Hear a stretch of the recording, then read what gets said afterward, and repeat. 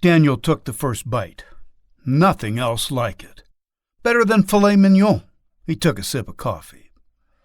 So, how have you been doing, Speedy? How are Rebecca's mom and dad? We're breathing, preacher, we're breathing. He flipped a hand towel onto his shoulder and leaned back in the booth. Some days just seems like too much to handle, like we'll be crushed under the weight of it.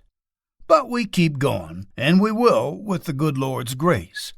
It was the same way after my wife died. One day at a time.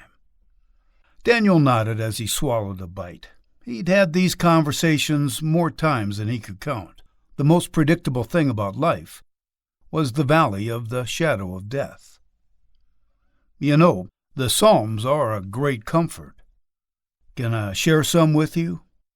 Thank you, but I'm okay. I got several of those verses right here. He tapped at his chest.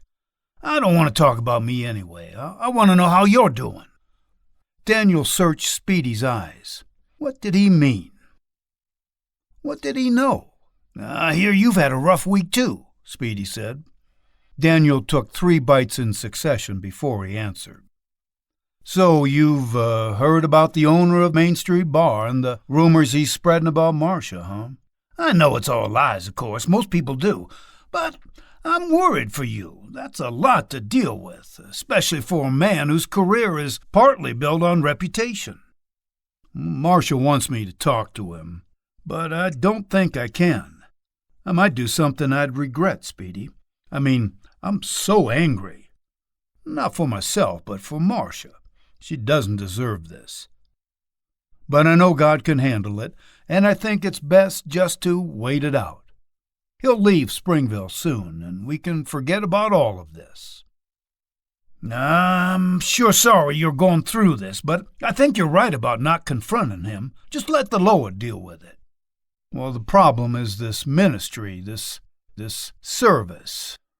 No, this stupid idea I came up with and got my men involved in. His chest tightened. Was it really stupid? How had the doubt crept back in so quickly?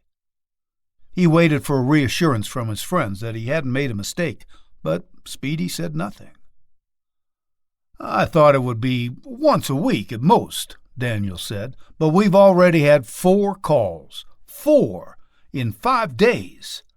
I felt like we had an opportunity to witness, point people to Jesus. But my men can't keep this up, and I want to distance my church as far as possible from Adam Curtis's bars and his lies. Speedy leaned close. He opened his mouth as if to speak, then closed it again. I'm sorry, Speedy. I shouldn't be burdening you with this. You have much bigger problems. Pastor Whitefield, I need to be a better counselor to you and not talk about preacher all this stuff that I've got going on. Please forget Daniel. Daniel stopped talking and sat a little straighter. Listen, Speedy said. When you and I spoke last week about what to do about that bar, I saw a spark of something working in you.